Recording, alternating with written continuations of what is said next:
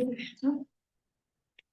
गुरवे गौरचन्द्राय राधिकाये तदालये कृष्णाय कृष्णभक्ताय तद्भक्ताय नमो नमः। कृपया क्षमताम् अपराधिजनम् कलुषायुतसक्तसुदीन नरम् सुपथे परिचालय सर्वदिनं प्रणमामि च माधवदेवपदम्। तव कृपाकाण अमार संबल तव कृपा बिने नहीं अन्य बल। कृपा कर प्रभु दिया चिदबल दास तो मां प्रणमाय दास तो मां प्रणमाय। सर्वप्रथम भगवान के अभिन्न प्रकाश विग्रह श्री गुरुपाद पद्म पूज्य पात्र दंडे स्वामी अष्टोत्तर सत श्रीमद भक्ति प्रसाद विष्णु गोस्वामी गुरुदेव महाराज के पावन श्री चरण कमलों में असंख्य कोटि दंडवत ज्ञापित करते हुए उनकी अहेतु की कृपा प्रार्थना करती हूँ। वे अपनी कृपा वर्षण करें जिससे निज कर्ता अभिमान भाव को छोड़कर एकमात्र उनकी वाणी के वाहक के रूप में अपना परिचय दे सकूं। परम गुरुदेव नित्य लीला पृष्ठों विष्णुवास श्री श्रीमद भक्ति दयित माधव गोस्वामी महाराज परमेष्ठि गुरुदेव जगत गुरु भक्ति सिद्धांत सरस्वती गोस्वामी ठाकुर पाद व समस्त गुरु परंपरा जय युक्त हूँ। सपार्षद श्रीमन नित्यानंद प्रभु श्री गौरहरि वृंदावन बिहारी श्री राधा गोपीनाथ भगवान जय युक्त हूँ। हम सभी पर अपनी कृपा वर्षण करें जिससे भगवान के पवित्र नाम और हरि गुरु वैष्णव सेवा में हम सभी की रुचि उत्पन्न हो सके। आज की सायकालीन कक्षा में हम श्रवण कर रहे हैं श्री चैतन्य भागवतम के मध्य खंड को और इसका आज 11 अध्याय प्रारंभ करने जा रहे हैं। जय जय विश्वम्भर द्विज कुल सिंह जय हऊ तोर यत चरणिर्भिंग जय श्री परमानंद पुरीर जीवान जय दामोदर स्वरूपेरा प्राणधन जय रूप सनातन प्रिय महाशय जय जगदीश गोपीनाथेर हृदय हे नमते नवद्वीपे प्रभु विश्वम्भर क्रीडा करे नहे सर्वनयन गोचर नवद्वीपे मध्य खंडे कौतुक अनंत घरे बसी देखाये श्रीवास भाग्यवंत निष्कपटे प्रभु रे सेवी राशि निवास गोष्ठी संगे देखे प्रभुर महापरकाश द्विज कुल में सिंह रूप श्री विश्वम्भर की जय हो जय हो। हे प्रभु आपके श्री चरणों में जितने भी भृंग, अभी यहाँ पे जो भृंग शब्द वो यूज किया हुआ है अनुरागी जन जैसे भंवरा होता है, अनुराग जो जितने भी भृंग हैं उन सब की जय हो। श्री परमानंद पुरी के जीवन स्वरूप आपकी जय हो। आप स्वरूप दामोदर के प्राण धन है आपकी जय हो। रूप सनातन के प्रिय महाशय आपकी जय हो। जय हो जगदीश गोपीनाथ के हृदय स्वरूप आपकी जय हो। जब भी कोई नया अध्याय प्रारंभ होता है श्री वृंदावन दास ठाकुर जी श्री गौर हरि और गौर हरि नहीं सपार्षद गौर हरि की जो है वो स्तुति करते हैं, वंदना करते हैं। इस प्रकार से प्रभु विश्वम्भर ने नवद्वीप में बहुविध लीला विलास किया, परंतु उसे देखने का सौभाग्य सभी को प्राप्त नहीं हुआ। मध्य खंड में नवद्वीप के अनंत कौतुक वर्णित हुए हैं। उन बिस्किट अच्छा होता है। उन सबको सौभाग्यशाली श्रीवास ने अपने घर में ही देखा। श्रीवास ने निष्कपट भाव से प्रभु की सेवा की थी और इसके फलस्वरूप गोष्ठी सहित उनको प्रभु का महाप्रकाश देखने को मिला। जैसे इस जगत में भी और अलग अलग प्रकार से सामाजिक जैसे भी व्यवस्था है, जो अधिक धन वाले उनको ज्यादा सम्मान है जगत में, पर जो महाप्रभु उन्होंने श्रीवास पंडित जी को यहाँ विशेष प्रेम देकर उनकी विशिष्टता को स्थापित किया।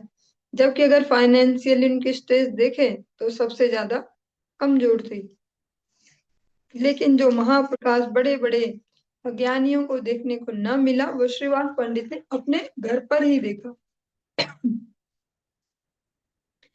श्रीवासेर घरे नित्यानंदेर वासाति बाप बले श्रीवासेर कराये पीरिति अहर्निश बाल्य भावे बाह्य नाही जाने निरवधि मालिनीर करे स्तन पाने। श्रीवास के घर में नित्यानंद अवस्थित थे। वे श्रीवास को पिता कहकर संबोधित करते हुए उनसे बहुत प्रीति करते थे। दिन रात बाल्य भाव से रहने के कारण उन्हें बाह्य बोध न रहता और वे निरंतर जो मालिनी है श्रीवास पंडित जी की धर्मपत्नी उनके स्तन से दुग्ध पान किया करते थे। कबु नाही दुग्ध पर शिले मात्र हाय ये सब अचिंत्य शक्ति मालिनी देखाय चैतन्य निवारण कार्य नाही कहे निरावधि बाल्य भावे मालिनी देखे। वास्तव में मालिनी के स्तनों में कभी दुग्ध नहीं रहता था, परंतु नित्यानंद के स्पर्श मात्र से उनमें दुग्ध आ जाता था और इन सब अचिंत्य शक्ति के प्रभाव को मालिनी देखा करती थी। श्री चैतन्य के निषेध करने पर उन्होंने यह बात किसी से नहीं कही। मालिनी इस बाल्य भाव का निरंतर ही अवलोकन किया करती थी। थोड़ा सा यहाँ पे एक ब्रेक लेके, जैसे सुनने में अजीब सा भी लग सकता है, भले आप लोग तो बड़े धीर गंभीर श्रोता है, कोई क्वेश्चन कोई नहीं उठाता ना कभी पूछता कि वहां पे ऐसे क्यों था और ऐसा, लेकिन फिर भी ये मेरी जिम्मेदारी होगी। जैसे हम श्रवण कर रहे हैं कि जो श्रीवास पंडित की धर्मपत्नी है नित्यानंद प्रभु स्तनपान करते हैं, तो कोई छोटा सा बच्चा तो नहीं है। अगर महाप्रभु की एज होगी लगभग 16 या 17, ऐसे नहीं, इससे ज्यादा होगी, लगभग होगी 21 या 22 के आसपास। तो उसमें अगर नित्यानंद प्रभु देखे तो उनसे लगभग 12 वर्ष बड़ा उनको ऐसे कहा जाता है। तो हो गए कितने साल के, 22 में अगर 12 ऐड कर देंगे तो 34, लगभग 34 साल के। तो ऐसे भी लग सकता है, इतने साल का बड़ा सा इतना युवक और ऐसे दुग्धपान करे से, तो उसमें स्पष्ट दिया कि वो बाल्य भाव में उसमें है। और नित्यानंद प्रभु का जहाँ भी श्रवण करेंगे वैसे ही उन्मत्त की भांति ऐसे ही रहते हैं अलग अलग भाव में। दूसरा क्वेश्चन ये उठ सकता है कि जो मालिनी देवी है उनके कैसे इतनी बड़ी उम्र में फिर स्तनों में दूध आ सकता है। तो इसका आपने अगर प्रैक्टिकली अपने समाज में भी अनेक बार ऐसे सुना होगा कि भैया छोटे बच्चे की माँ घर पे नहीं थी और दादी थी और बच्चा रो रहा था, दादी ने ऐसे मुंह लगाया दूध में ऐसे ही थोड़ा खिलाने के लिए और दूध आ गया।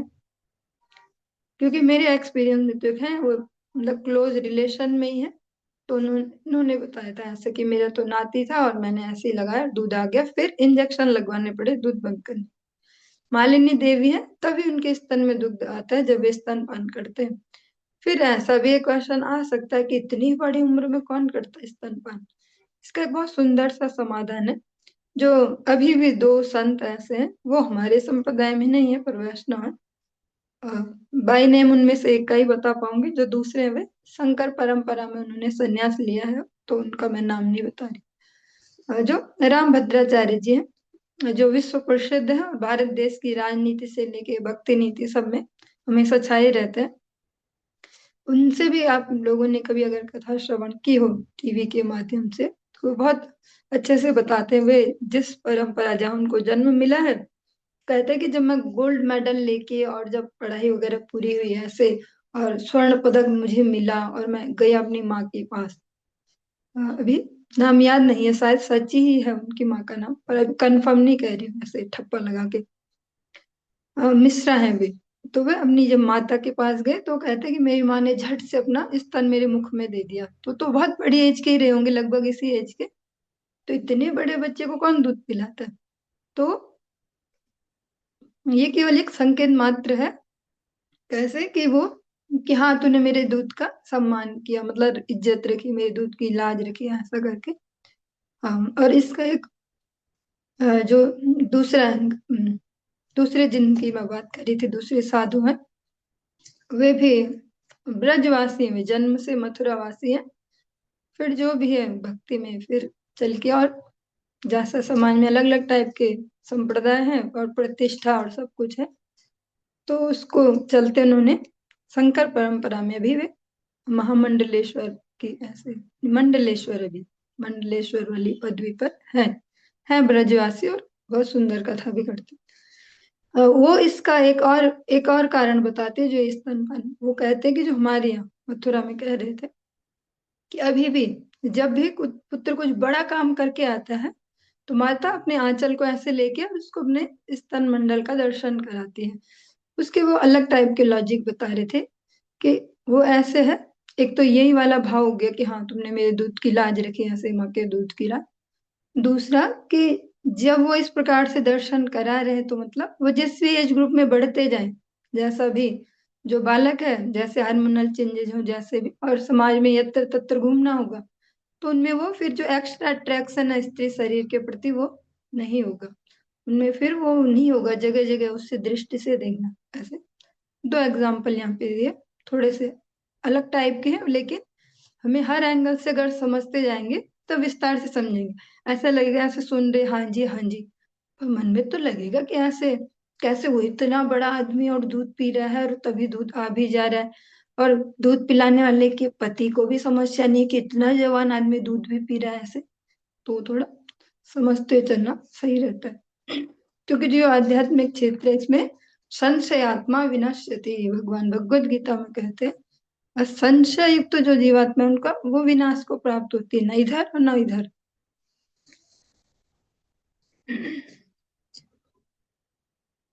प्रभु विश्वम्भर बले सुन नित्यानंद, काहरो सहित पाछे कर तुम्ही द्वंद, चंचलता न करी वा श्री वाशेर घरे, सुनिया श्री नित्यानंद श्री कृष्ण संगरे।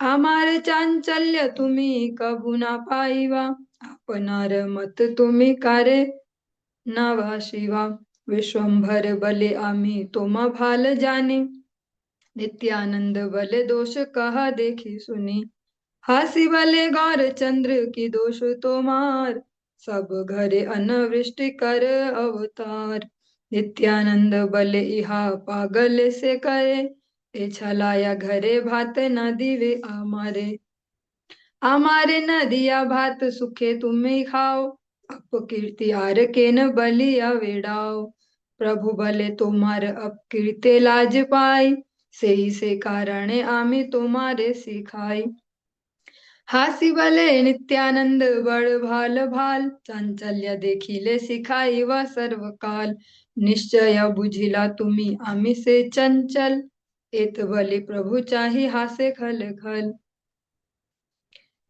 विश्वम्भर प्रभु ने कहा, सुनो नित्यानंद, तुम किसी के साथ झगड़ा करने मत बैठना, श्रीवास के घर में चंचलता मत करना। यह सुनकर नित्यानंद ने श्री कृष्ण का स्मरण किया और कहने लगे, आप कभी भी मेरी चंचलता नहीं देख पाएंगे, आप किसी और को अपने जैसा मत समझिएगा। विश्वम्भर बोले, मैं तुम्हें भली भांति जानता हूँ। नित्यानंद बोले, मेरा कुछ दोष तो बताइए। प्रभु ने मुस्कुरा कर कहा, क्या दोष है तुम्हारा? तुम सारे घर में अन्न की वृष्टि करते हो, सब जगह फैला देते हो। नित्यानंद बोले, ऐसा तो पागल करते हैं, इसी छल से तुम घर में मुझे भात नहीं खिलाओगे, मतलब इस वजह से अब तुम मुझे बुलाओगे ना अपने घर में कि सब जगह फैला देता हूँ मैं ऐसा, मुझे भात न देकर तुम आराम से खाते रहते हो, इस अपकीर्ति का ढिंडोरा और क्यों पीट रहे हो?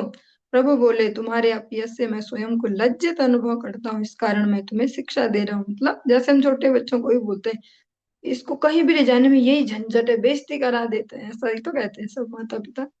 सब श्री चैतन्य महाप्रभु कहते हैं कि भैया तुम्हें ले जाने से स्थिति थोड़ा संकोच वाली हो जाती है। नित्यानंद हंसकर बोले, बहुत अच्छी बात है, मेरी चंचलता देखने पर आप मुझे हर समय शिक्षा दीजिएगा। आपने निश्चित रूप से यह कहा, यह तय कर लिया है कि मैं चंचल हूँ। इतना कहकर वे महाप्रभु की ओर देखते हुए खिलखिलाकर हंसने लगे।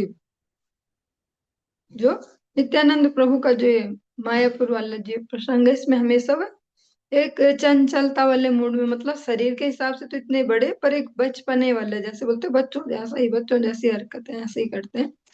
चाहे जगह मध्य उद्धार वाला हो, वे खुद से दोबारा गए हैं वो आफत के मुंह में।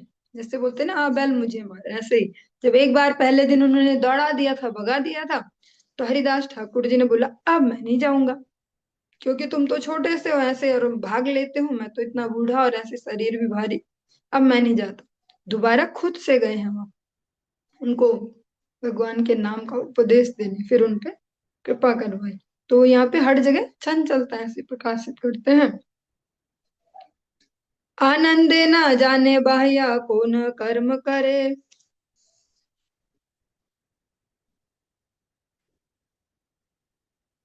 दिगंबर हई वस्त्र बांधिले न सिरे, जोरे जोरे लंफ दे हासिया हासिया, सकल अंगने बुली ढुलिया ढुलिया। गदाधर श्रीनिवास आर हरिदास, शिक्षार प्रसादे सबे देखे दिगवास।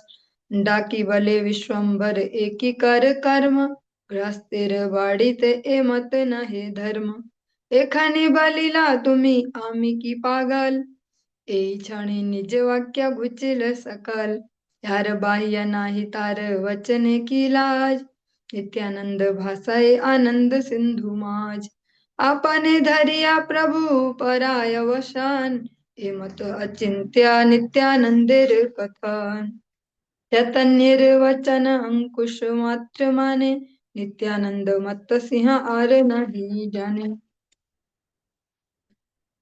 नित्यानंद आनंद में इतने मस्त हो गए कि उनको बाह्य ज्ञान लुप्त हो गया। उन्होंने दिगंबर होकर अपना वस्त्र सिर पर बांध लिया और जोर जोर से हंसते हुए छलांग लगाने लगे तथा सारे आंगन में झूमते झामते घूमने लगे। शिक्षा के प्रभाव से गदाधर, श्रीवास और हरिदास सभी दिक रूपी वस्त्र को ही परिधान के रूप में देख रहे थे। यह देखकर विश्वम्भर पुकारते हुए बोले, यह क्या कर रहे हो? गृहस्थी के घर में क्या ऐसा करना धर्म नहीं है। अभी आपने कहा था कि मैं क्या पागल हूँ, किंतु अभी इसी क्षण आपके उस वाक्य का अर्थ व्यर्थ हो गया। नित्यानंद आनंद सिंधु में बहते रहे। जिसको बाह्य ज्ञान नहीं है, उसे अपने वचन की क्या लज्जा। फिर प्रभु ने उन्हें संभाला और वस्त्र पहना दिया। ऐसा अचिंत्य है नित्यानंद का कथन। मस्त सिंह रूपी नित्यानंद केवल चैतन्य का वचन अंकों से ही मानते हैं और किसी का नहीं। आपने तुलिया हाथे भात नाही खाए, पुत्र प्राय करी अन्न मालिनी योगाय। नित्यानंद अनुभाव जाने प्रतिव्रता, नित्यानंद सेवा करे ये न पुत्र माता।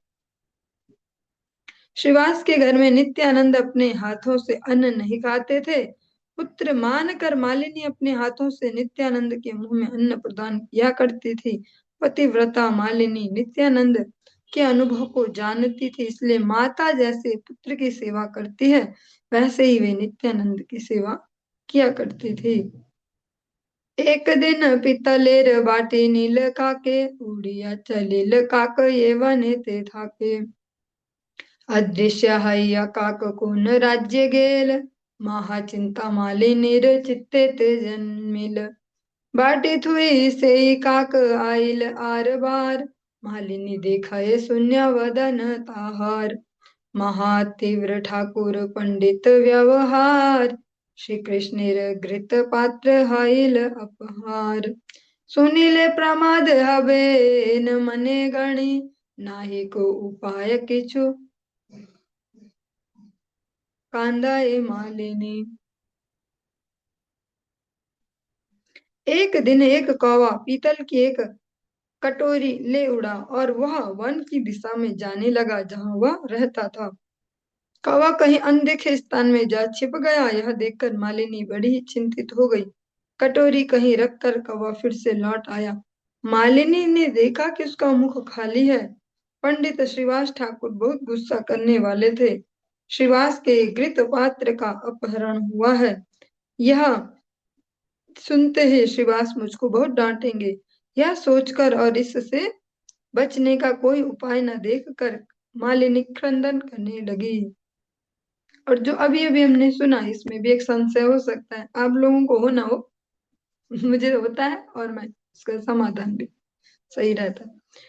यहाँ पे कहा एक कौवा पीतल की कटोरी लेके उड़ गया। तो पीतल ऐसे लग सकता है, इतनी हैवी कटोरी लेके कैसे जा सकता है। पर ये दो प्रकार से हो सकता है, या तो वो हल्की कटोरी हो, जैसे अलग अलग कैटेगरी के हमारे पास भी होते पीतल की, कोई एक पतली वाली भी होती है, ऐसे मंदिर में भी है छोटी छोटी, वैसे भी हो सकती है। दूसरा, या तो कौवा बड़े साइज वाला हो। अगर आपने कहीं देखे हो जैसे बड़े बड़े से कौवे भी होते हैं, अगर अधिकतर इनको देखना हो, वैसे यहाँ भी दिखते हैं, हमारे पड़ोस में आता है एक, पड़ोसियों की छत पे ऊंचे में आता है एक बड़ा सा कौवा। अगर यहाँ ना मिले तो जो पर्वत वाले जो स्थान है, मैंने दर्शन किए थे, ऐसे बड़े बड़े कौवे देखे थे तुंगनाथ में। वहाँ भगवान भोलेनाथ वहाँ विराजित थे। वहाँ बहुत बहुत बड़े साइज का कौवा, जिसको तो हम यहाँ बाज या गरुड़ ऐसा समझते हैं, बड़े बड़े साइज के कौवे थे। सफेद बर्फ और वहाँ उतने बड़े बड़े साइज के कौवे। तो हम इसको किसी भी एंगल से समझ पाएंगे कि ये कोई ऐसे मनगढ़ंत या वैसी बात नहीं है कि एक पीतल की कटोरी लेके कौवा उड़ गया, पीतल की कटोरी उड़ा के।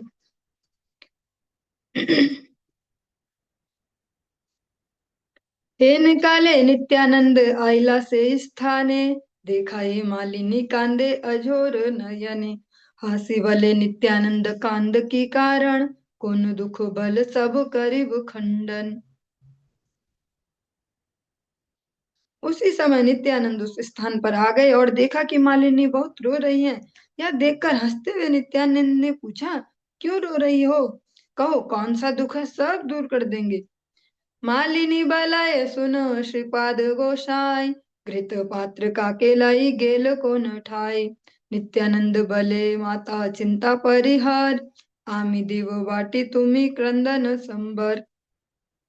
काक प्रतिहासी प्रभु बलये वचन, काक तुम्ही वाटी झाट अनहा एखन। सबार हृदय नित्यानंदेर वसति, तार आज्ञा लंघी वेक कहार सकति। सुनिया प्रभुर आज्ञा काक उड़ियाए, सो काकोली मालिनी काकेर दिखे चाय। क्षण के उड़िया काक दृश्य हाइल, बाटी मुखे करी पुनः से खाने आइल। अनिया थोइल वाटी मालिनी स्थाने, नित्यानंद प्रभाव मालिनी भाल जानी। मालिनी बोली, सुनो श्रीपाद गोसाई, यह कौवा घृत पात्र जो कटोरी है उसको न जाने कहाँ ले गया है। नित्यानंद बोले, माता चिंता मत करो, हम कटोरी ला देंगे, तुम रोना बंद करो। फिर कौवे के प्रति हंसते हुए नित्यानंद कहने लगे, कौवा तुम झट अभी कटोरी लेकर आओ। सबके हृदय में श्री नित्यानंद का निवास है। नित्यानंद की आज्ञा का उल्लंघन करने की शक्ति किसमें है? प्रभु की आज्ञा सुनकर कौवे उड़कर, जो वो कौवा था वो उड़कर चल दिया। शोक से व्याकुल मालिनी कौवे की ओर देख रही थी। एक क्षण में कौवा उड़कर अदृश्य हो गया, फिर चोंच में कटोरी लिए हुए उस स्थान पर लौट आया और उसने कटोरी लाकर मालिनी के सामने रख दी। अब श्री नित्यानंद के प्रभाव को मालिनी भांति भली भांति जान गई। आनंदे मूर्छित हैला पूर्व देखिया, नित्यानंद प्रतिस्तुति करे दंडाइया। ये जन जानिल मृत गुरुर नंदन, ये जन पालन करे सकल भुवन। या मेरे घर आईते ये आनीते पारे, काक स्थाने बाटी आने की महत्व तारे। याहार मस्तक को परी अनंत भुवन, लीलाय न जाने भर कराए पालन। अनादि अविद्या ध्वंस हया यार नामे, की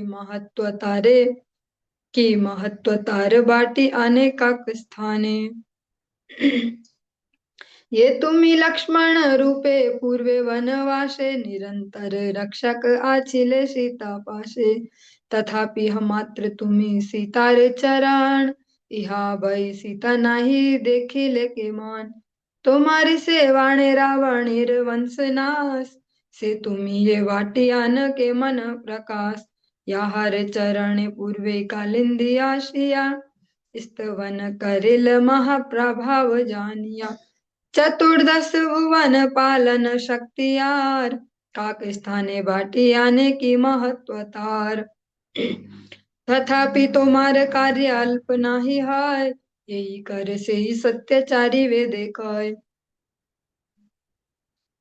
जैसे नित्यानंद प्रभु ने बोला कौवे को कि जा भैया कटोरी लिया सुनने में ऐसा लग सकता है ऐसे कैसे हो सकता पर ऐसा क्यों नहीं हो सकता भगवान श्री कृष्ण अनेक बार मरे हुए लोगों को उठा उठा के ले आए जहां भी वे थे और फिर से जीवित कर दिया तो उसमें कोई आश्चर्य नहीं तो इसमें क्या आश्चर्य कौवे को बोला ला कटोरी भगवान श्री कृष्ण रथ के पहिए को उठाते तो वही सुदर्शन बन जाता है जब उसमें आश्चर्य नहीं तो इसमें कैसा आश्चर्य ऐसा तो हम नॉर्मल भी देख पाते हैं कभी कभी कि भैया कोई ट्रेन करता है किसी जानवर को किसी पशु पक्षी को तो वो मानने लगता है तो यहाँ तो ये स्वयं भगवान है वो बिना ट्रेनिंग दिए भी अगर आज्ञा देंगे तो अवश्य पालन करेंगे इस अपूर्व आश्चर्य को देखकर मालिनी आनंद से मूर्छित हो गई फिर खड़े होकर श्री नित्यानंद का स्तवन करने लगी मतलब स्तुति करने लगी इस स्तवन में उन्होंने कहा जिन्होंने मृत गुरु पुत्र को वापस ला दिया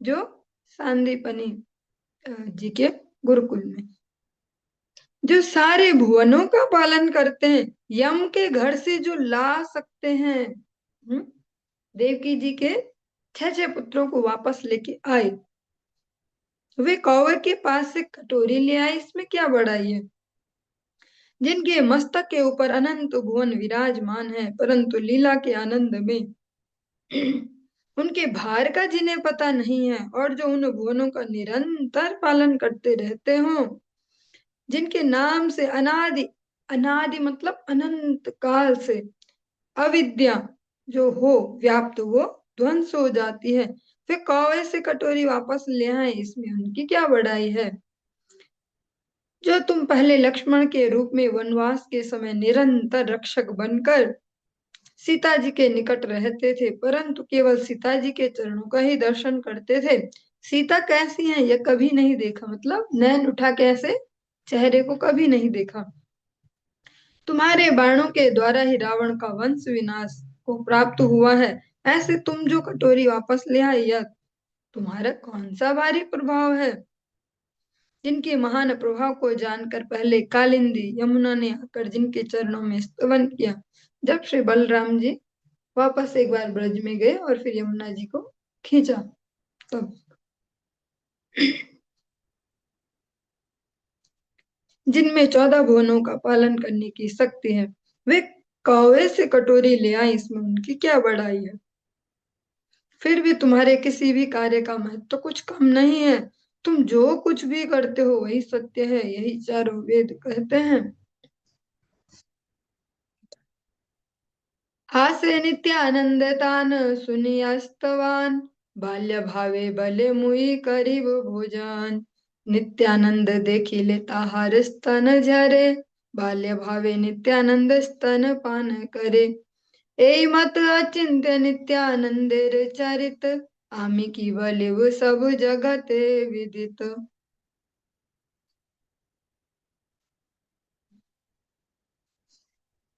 मालिनी के द्वारा किए गए स्तवन जो स्तुति है उसको सुनकर नित्यानंद हंस पड़े और बाल्य भाव से बोले मैं भोजन करूंगा नित्यानंद को देखने से ही मालिनी के स्तनों से दुग्ध झरने लगा और बाल्य भाव में अवस्थित नित्यानंद स्तनपान करने लगे जो देव की मैया है जब भगवान श्री कृष्ण इतने बड़े हो गए हैं और सब कुछ अब ठीक ठाक भी है और सब इतने बड़े बड़े उनके पौत्र पुत्र सब हैं तब वो अपने जब पुत्रों को उनसे मंगवाते हैं कि मेरे भी पुत्र ला दो मैंने सुना है तुम गुरु माता के लाए थे तब उन्होंने भी अपने उन बालकों को स्तनपान कराया इतनी बड़ी एज की वो थी जबकि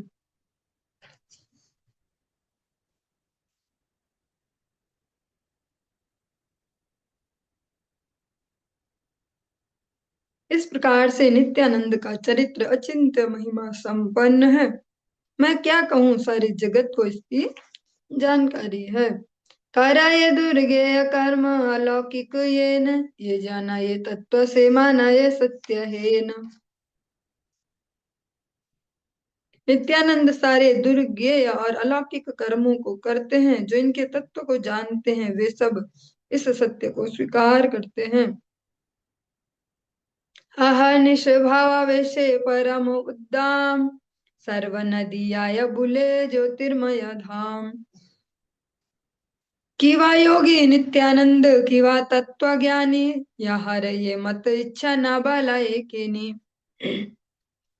ये से केने नित्यानंद चैतन्य न है, तबु से चरण मुर रहुक हृदय।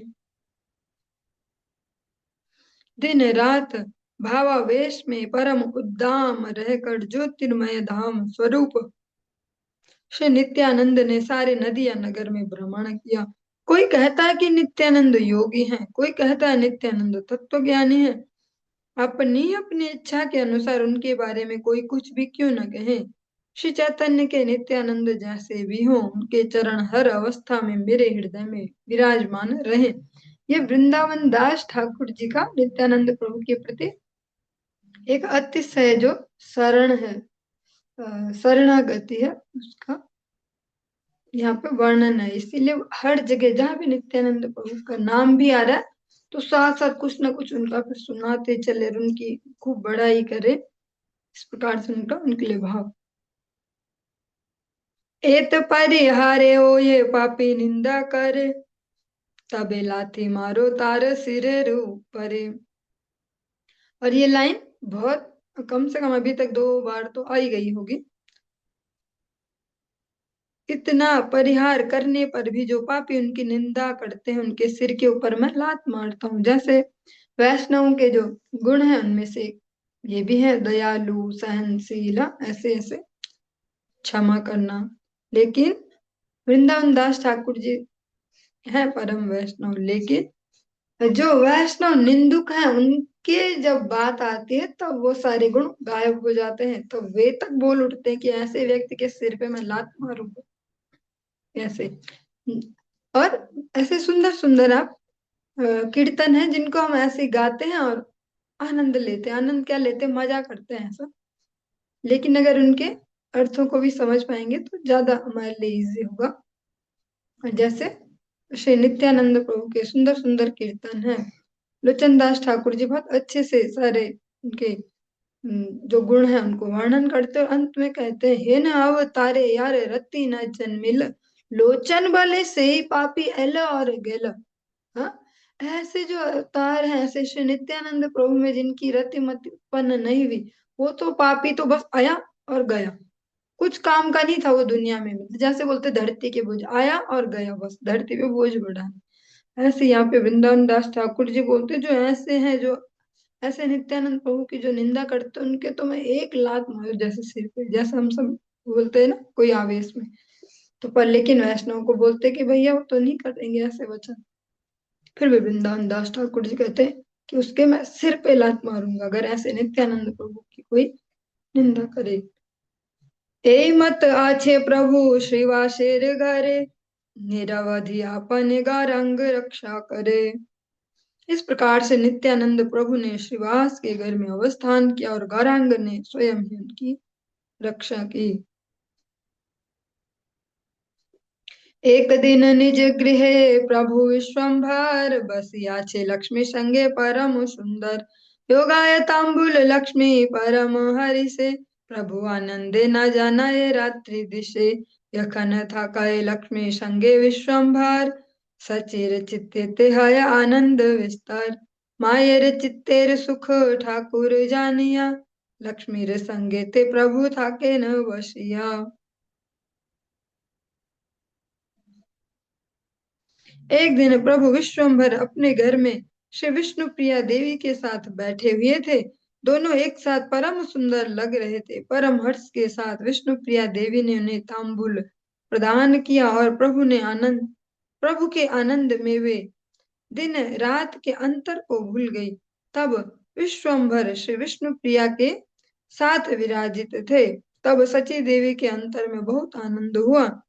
ठाकुर ने जब यह जाना कि विष्णु प्रिया देवी के साथ रहने से माता को सुख मिलता है, तब माता को आनंद देने के लिए प्रभु उनके साथ रहने लगे। हे निकाले नित्यानंद आनंद विवाल, आइला प्रभुर बाड़ी परम चंचल।